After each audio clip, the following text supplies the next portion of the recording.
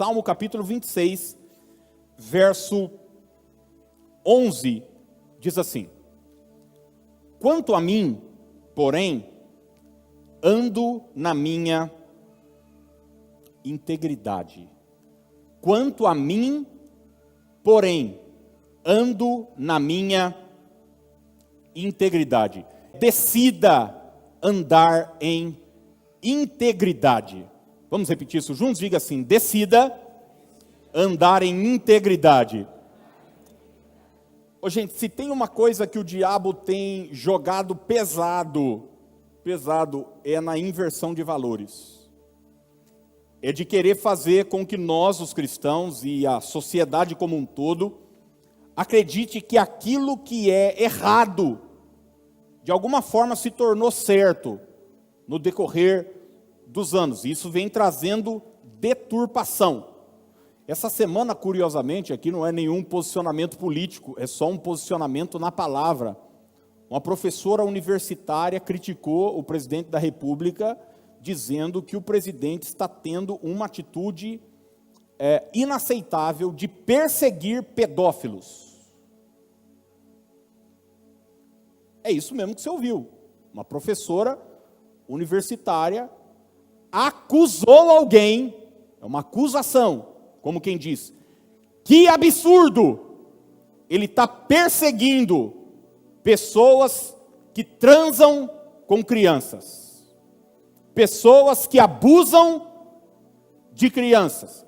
Esse é o próximo passo dessa turma que está tornando tudo comum, tudo natural, tudo. O que é isso? Inversão de valores. Os criminosos de hoje são tratados como vítimas, como coitados. As pessoas não se responsabilizam mais pelos seus crimes. Isso vai gerando na sociedade como um todo uma ideia de que o crime compensa, de que andar errado compensa. Por exemplo, a gente tem no nosso país o seguinte: se você for preso por algum crime que você cometeu, um exemplo, você matou uma pessoa, você é preso. A sua família recebe uma pensão, uma ajuda, porque afinal de contas você está preso e não pode trabalhar e sustentar a sua família. Mas a família daquele que morreu não recebe nada. O que isso traz de informação para mim, para você? É o seguinte, cara, fazer o mal, andar errado, ser criminoso, de repente é o que está certo. Então, a inversão de valores tomou praticamente lugar de fala, né? E a imprensa completamente enviesada, defendendo esse tipo de postura, todo mundo defendendo esse tipo de postura. E ai, se você falar contra, você está sendo preconceituoso, você está tratando, você não tem coração, você não é cristão, você está defendendo a família de alguém que morreu e tal. Não, você tem que pensar no cara, no criminoso. Isso traz, no geral, essa ideia de que o crime é algo normal e que ele compensa, e a gente passa a entender que quem anda corretamente, de alguma forma vai se dar mal.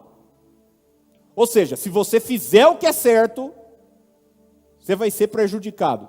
Tudo completamente ao inverso da palavra de Deus, que diz o seguinte para mim e para você: cara, não zombe de Deus, porque aquilo que você semear, você vai colher.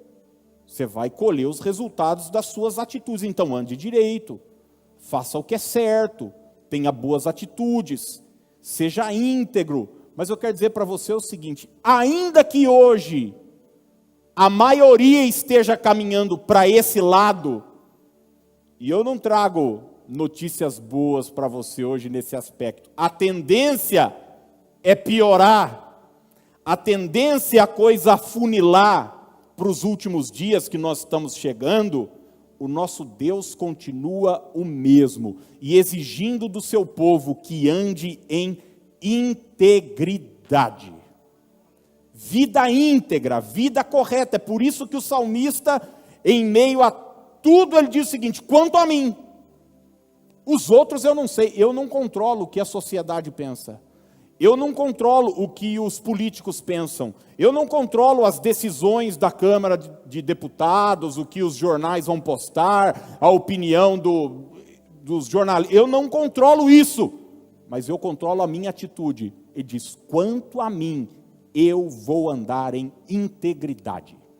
A palavra integridade significa retidão, significa honradez. Ser íntegro é ser inteiro. Sabia disso não?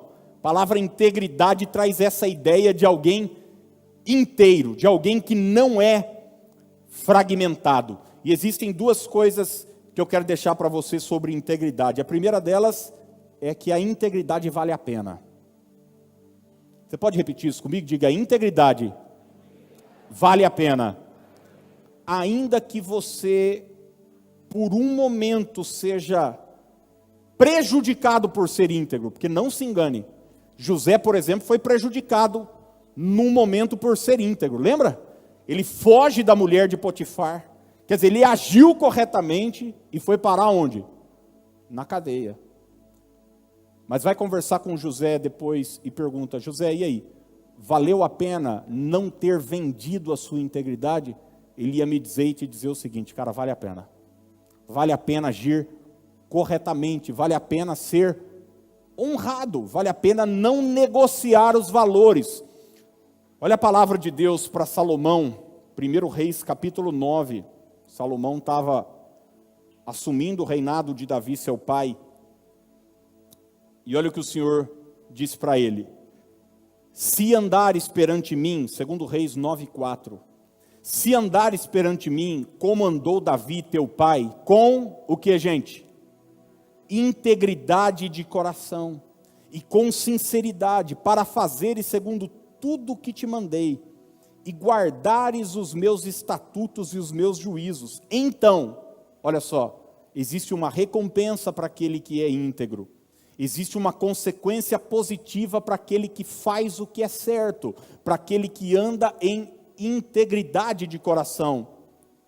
Confirmarei o trono do teu reino sobre Israel para sempre, como falei acerca de Davi teu pai, dizendo: não te faltará sucessor sobre o trono de Israel.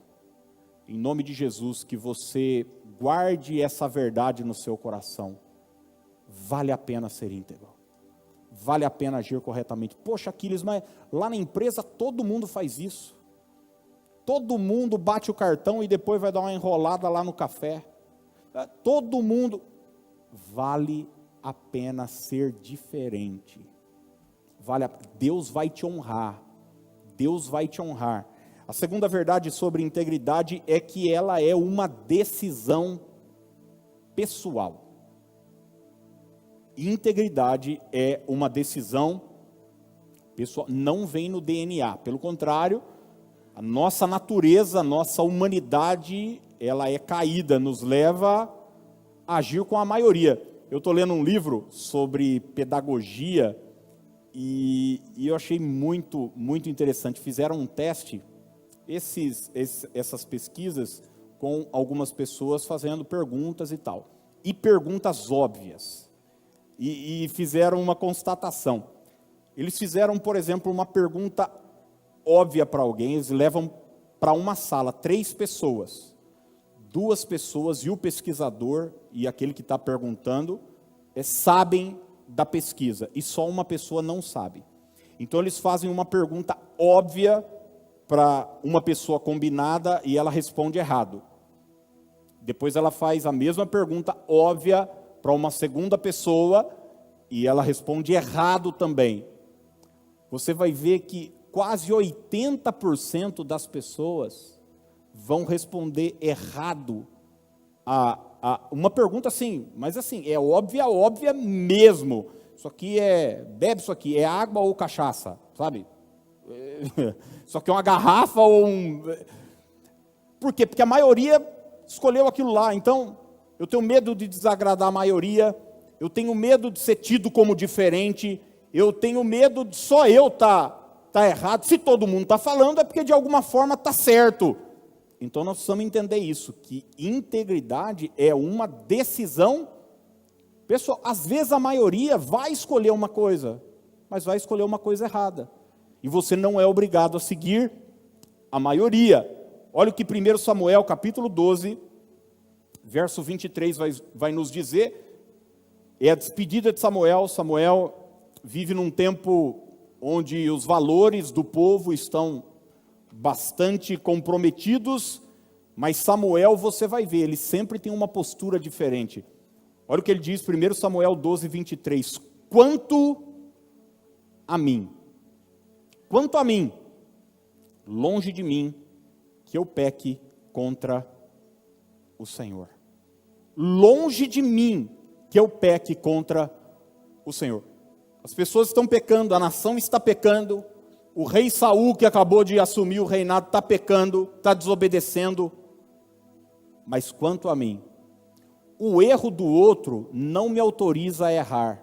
É por isso que Paulo fala, pague o mal com o bem. É uma decisão pessoal, é uma decisão de integridade. Eu quero abrir um parênteses muito importante aqui, para você e para mim, porque quando a gente pensa em integridade, em agir corretamente, a gente pensa em corrupção, a gente já pensa nesses desvios trilhardários. Por exemplo, nós vivemos o nosso país, Brasil, talvez seja um dos países, talvez não, certamente é um dos países mais ricos do mundo. Não significa que a população é rica, significa que o país é rico. Tem água, tem tudo que planta dá, tem um comércio ativo, o povo, enfim, tudo para dar certo, mas a corrupção é um câncer, né? E ela infelizmente está em todas as esferas. E quando a gente pensa em corrupção, a gente pensa nesse nível. Mas eu quero colocar o meu pé no chão e o seu pé no chão, e dizer que Deus nos chama também para ser íntegro nas pequenas coisas. Nas pequenas coisas. Sabe, o que eu estou dizendo para você e para mim? Se você for num lugar, alguém te der o troco errado, pelo amor de Deus, seja íntegro e conserte e devolva o troco. Pode parecer banal, gente, mas nós vivemos num tempo com essa lei de Gerson, com essa lei de levar vantagem. Tem pessoas que ainda se gabam que levaram vantagem, que agiram de forma desonesta.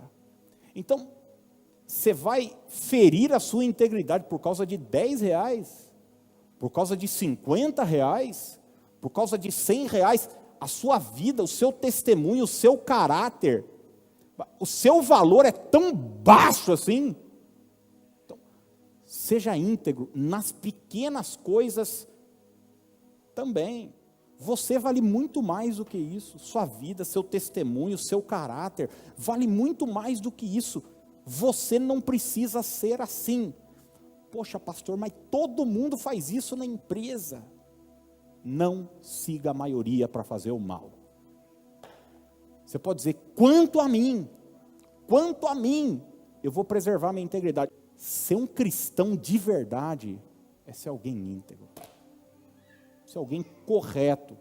Correto para com Deus, correto para com a família, correto para com seus superiores, correto com seus funcionários. Nós fomos chamados para ser diferente. Jesus disse, vocês são a luz do mundo. A luz do mundo, a luz do mundo. Vocês são o sal da terra.